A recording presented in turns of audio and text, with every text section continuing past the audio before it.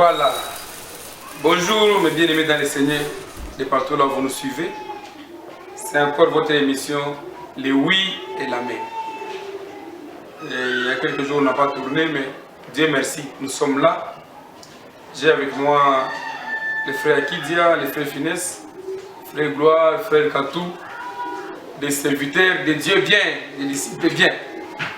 Alors que la paix et la joie vous parviennent de partout là où vous êtes.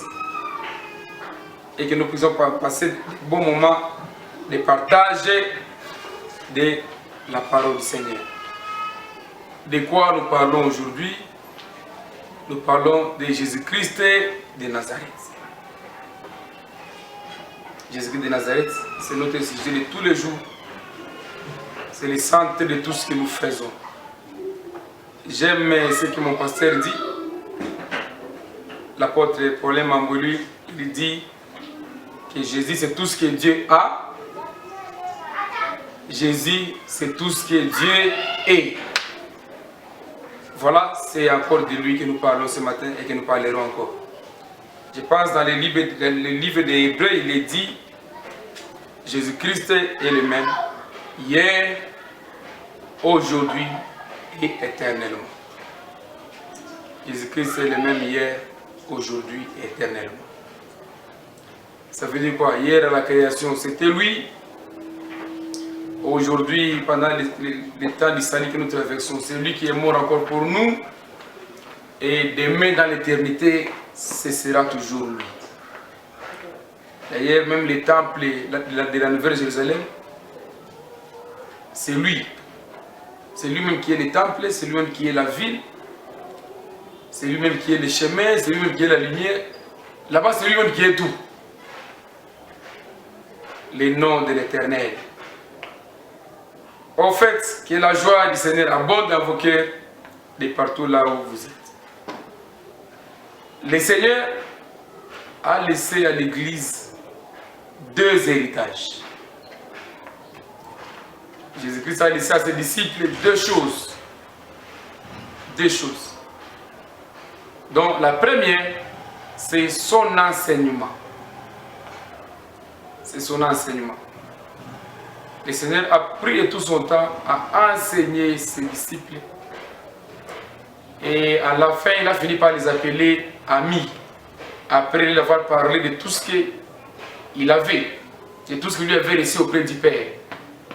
Il dit, je ne vous appelle plus serviteur, il vous a appelé ami, parce que le serviteur ne connaît pas ce que fait son maître. Mais l'ami lui connaît tout. Il les a appelés amis après leur avoir transmis ses bagages.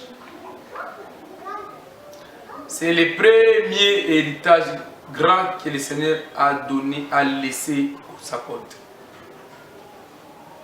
Il a laissé aux apôtres. Et même quand ils étaient dans la chambre haute, ils avaient déjà ces bagages. Voilà pourquoi une fois, lorsque le Saint-Esprit est arrivé, il les a remplis. Et Pierre, ouvrant la bouche, il commence par le récit de David, de Joël, et ainsi de suite. Les choses qu'il a apprises au pied de son maître. Son enseignement.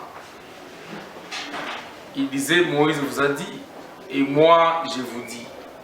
Moïse vous a dit ceci ou cela, c'est tel autre sujet, et moi je vous dis. Les mecs que Jésus disait là, mais moi je vous dis, ce n'est pas pour dire qu'il contredisait Moïse, comme les francophones peuvent dire, mais signifie nier ou l'opposition, non.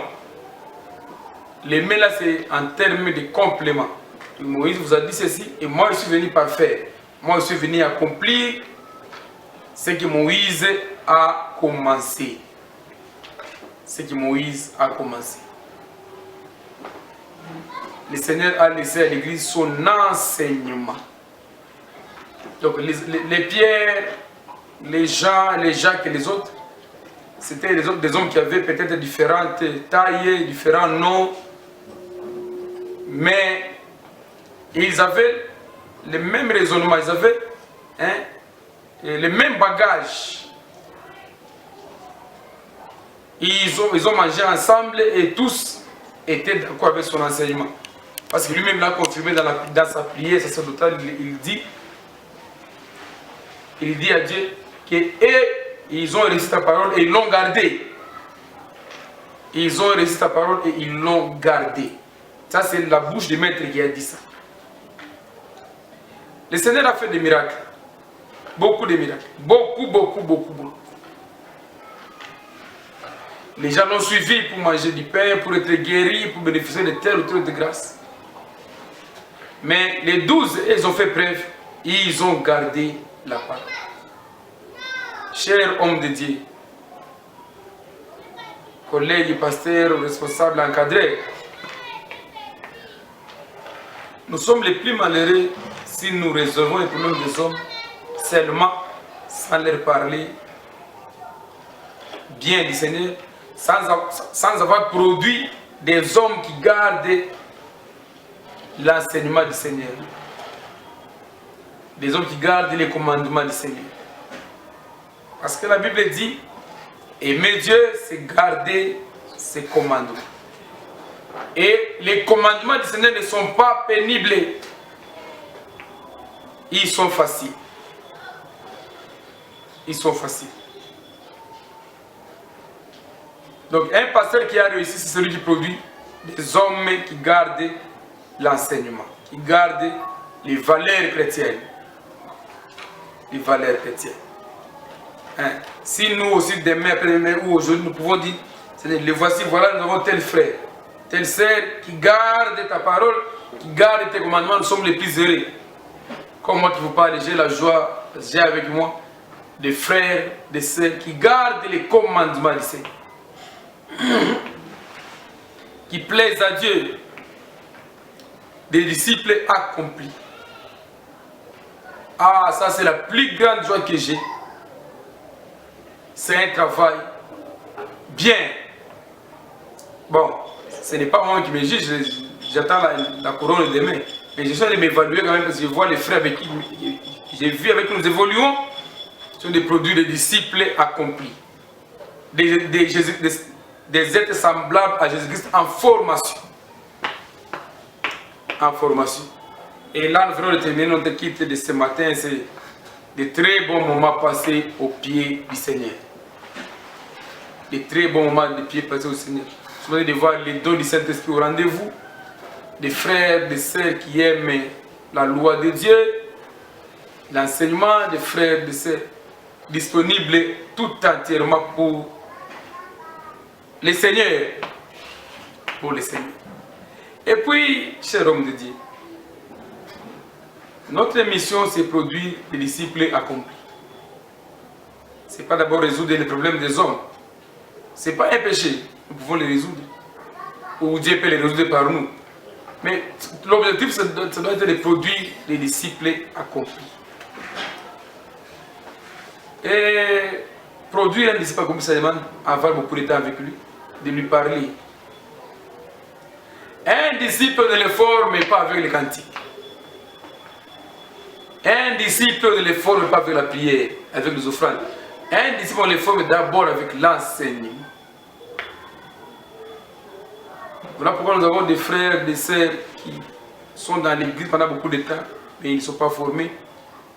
Pourquoi? Parce que beaucoup de temps nous prenons dans les cantiques. D'abord, les cantiques là que nous chantons ne sont même pas spirituels.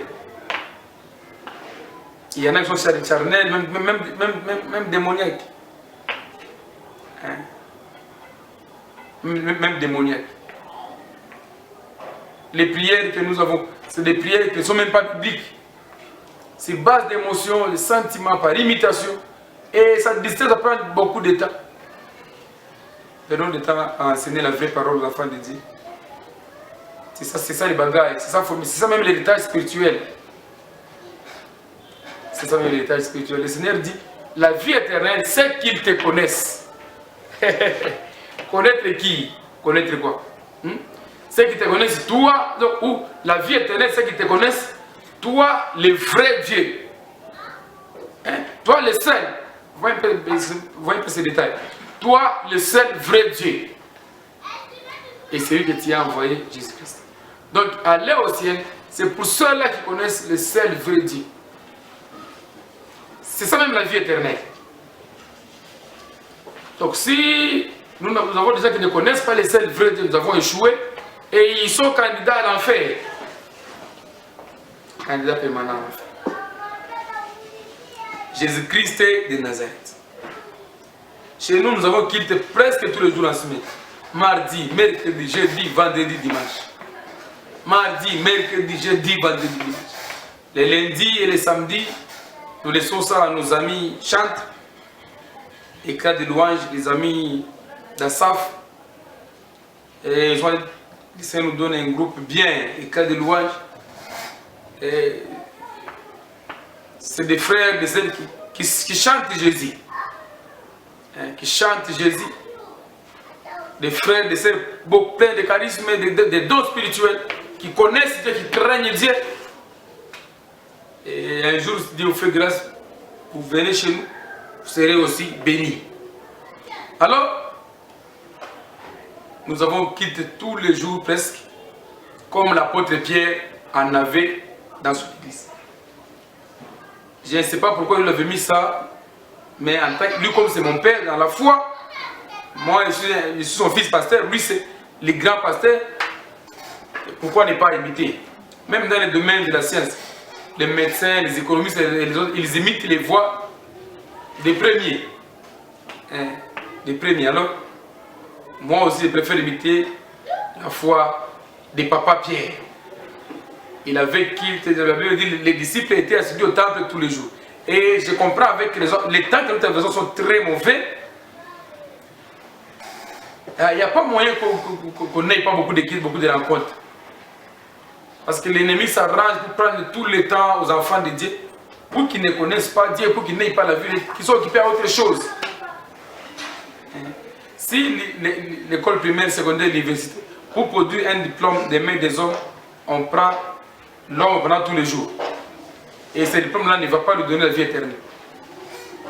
Maintenant, à combien de fois nous qui avons la vie éternelle, nous avons même tout intérêt d'être régulièrement dans la présence de Dieu pour que la foi soit protégée.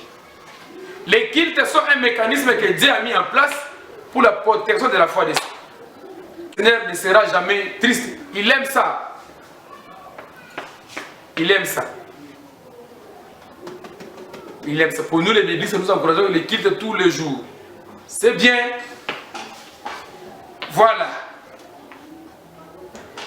L'enseignement. L'enseignement n'entre pas par imposition des mains. L'enseignement, ça demande que l'on s'enseigne, qu'il y ait un enseignant, et puis l'auditoire est là. Nous parlons ensemble. Nous étudions la parole du Seigneur. La parole du Seigneur. Si l'enseignement pouvait entrer par imposition des mains, Jésus pouvait seulement appeler Pierre et les autres et leur dire, mettez-vous ici, vous allez recevoir la connaissance de Dieu. Et puis dans l'église, comme le disent les apôtres, qu'il n'y ait pas beaucoup d'enseignants. Qu'il n'y ait pas beaucoup d'enseignants. C'est un péché. Une assemblée qui a beaucoup d'enseignants, c'est un péché. Les enseignants, on peut avoir un enseignant principal qui est le pasteur.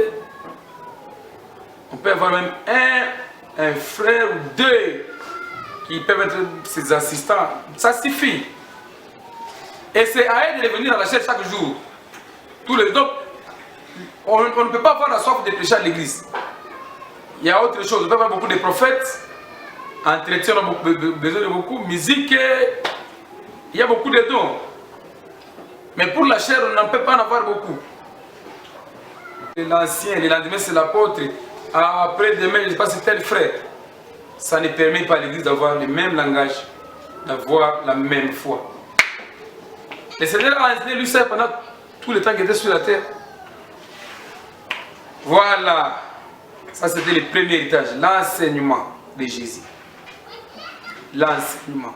Son enseignement. Son enseignement. Deuxièmement, après l'enseignement, le Seigneur leur a donné la paix. Il dit, je vous laisse ma paix. Pas comme le monde donne, moi je vous donne ma paix. Oui, mes bien-aimés enfants, de partout là vous me suivez, vous me captez à ce net moment, que la paix de Jésus-Christ soit votre partage. Je l'impose partout là vous nous suivez à ce net moment. La paix de Christ est... l'apôtre Paul, mon docteur en moi, les païens, notre docteur à nous les gentils. Il dit quoi? Il dit la paix du Christ qui dépasse toute intelligence gardera vos cœurs. Je pense que là il parle aux Philippiens. La terre ici c'est une terre où elle est parsemée de problèmes. Donc aussi longtemps que nous sommes sur la terre, les problèmes des humains ne prendront jamais fin. D'ailleurs, si les problèmes prennent fin, nous n'aurons plus soif d'aller au ciel. Nous avons soif d'aller au ciel, c'est pour le repos, parce que nous en avons marre avec cette terre. Il n'y a pas une assemblée où, où les hommes sont sans problème. Moi aussi au début je pensais que c'est le but de se chercher à résoudre tous les problèmes des humains. J'ai compris que c'était une inspiration diabolique. C'est le but de se former le disciple accompli. Si le Seigneur permet que ces problèmes soient résolus, on les résout. S'il y en a d'autres qui ne sont pas résolus, il n'y a pas de problème. Quelqu'un peut être infirme, nous les formons, nous produisons un disciple accompli. Et le jour où Christ ne fait pas dans l'église, en étant boité là où infirme, il va au ciel. Il va au ciel. Il va au ciel. La paix qui surpasse toute intelligence. Hein, ma sœur? Je ne sais pas dans quelles conditions tu nages, tu vis. Ne laisse pas aux événements tout autour de toi t'effacer, te vaincre. Non. Parce que le but de tout ce qui a comme problème, c'est pour que toute l'attention soit tournée vers là et on oublie l'essentiel. Les problèmes sont là et seront toujours là. Christ est venu former les hommes qui peuvent vivre malgré les réalités de cette terre. Voyez d'abord lui-même. Il n'avait pas d'adresse, il n'avait pas de maison. Il marchait à pied. Il mangeait comme un oiseau. Il n'avait pas beaucoup d'habits comme vous les avez. Mais malgré les conditions dans lesquelles il était, il a bien servi le Seigneur. Donc toi aussi là où tu es, quelles que soient les conditions dans lesquelles tu vis, les réalités qui t'entourent, tu peux toujours bien servir le Seigneur. Donc le célibat n'est pas une raison de ne pas bien servir le Seigneur. La stérilité, le chômage, les études, je ne sais pas moi quoi, ce ne sont pas des raisons de ne pas bien servir le Seigneur. Ce ne sont pas les raisons. Je vois cet homme de Mardoché dans la cour des maîtres des Perses. Bien, il était portier. Et Aman voulait que tout le monde fléchisse les genoux devant lui. Mais Mardoché connaissait que moi je suis un juif. Et d'après notre loi, un juif ne se posterne pas devant un humain. Et il est resté ferme dans sa position. Mais bien aimé dans le Seigneur, que la paix de Christ vous parvienne. Il y en a qui sont insultés à cause de l'évangile. Il y en a qui sont flagellés, qui sont victimes de ceci, de cela au boulot, dans les mariages, dans la famille.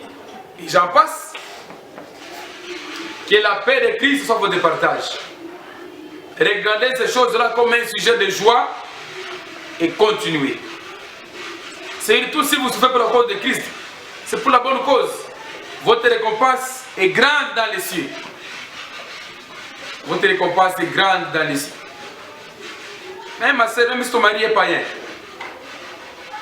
notre paix à nous, ce n'est pas la paix comme celle du monde. Notre paix à nous, c'est une paix de Christ qui se passe tout déjà. C'est une paix céleste. Ça veut dire qu'elle va au-delà de la paix des hommes de ce monde. D'ailleurs, sur la terre, il n'y a pas de paix. Depuis que l'ONU travaille, il y a beaucoup d'années avant que moi je ne naisse, est-ce qu'il y a la paix a déjà à tout le monde? Non. La paix de Christ qui surpasse toute intelligence. Je ne sais pas moi, on te tape, soit dans la joie comme les apôtres étaient contents d'avoir été fouettés. Tu n'as qu'un seul habit, réjouis-toi de cet habit-là et glorifie le Seigneur. Ah, l'apôtre Paul a dit quoi? Dans toutes ces choses, nous sommes plus que vainqueurs par celui qui nous a aimés. Donc rien ne peut nous séparer de l'amour de Dieu manifesté en Jésus-Christ. Hosanna. Rien ne peut nous séparer, nous détacher de l'amour de Dieu manifesté en Jésus-Christ. La vie, la mort, le péril, l'angoisse, la nudité, c'est pas quoi. La famille, rien qui peut nous séparer de l'amour de Dieu? D'ailleurs, dans toutes ces choses, nous sommes plus que vainqueurs par celui qui nous a aimés. Oh, recevez encore la joie, la paix. Continuons à servir le Seigneur. Si nous regardons les réalités de cette terre, nous risquons tous de croiser les bras. Continuons à servir le Seigneur. Continuons à servir le Seigneur. Malgré les périls, les différentes intimidations, continuons. C'est ça l'idéal pour nous. C'est ça l'idéal pour nous. Mais bien, mais vous qui prêchez la vraie parole. Parce que la vraie parole n'est pas supportée dans beaucoup d'endroits.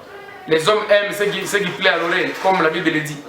Ils ont la démanger, ils ont d'entendre les choses agréables à l'oreille. Et quand quelqu'un veut parler de la vérité, il n'est pas facilement accepté. Ah, je vous encourage. Parlez de la vérité. Parlez. Parlez de la vérité. N'est-ce pas, même à Jésus, on a dit, tu as un démon. Mais ça ne l'a pas empêché. L'apôtre Paul dit à Timothée, prêche la bonne parole, la parole pure. Insiste en toute occasion, favorable ou non. Même dans un deuil, tu as l'occasion, prêche la vraie parole.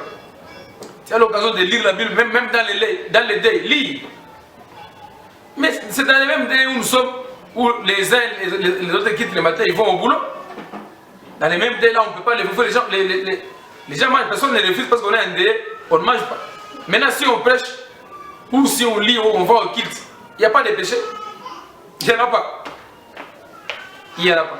Voilà, ça c'est le deuxième héritage, la deuxième chose que le Seigneur a donné, a laissé à ses enfants. La paix. La paix. Mon frère, soit dans la paix, soit dans la joie.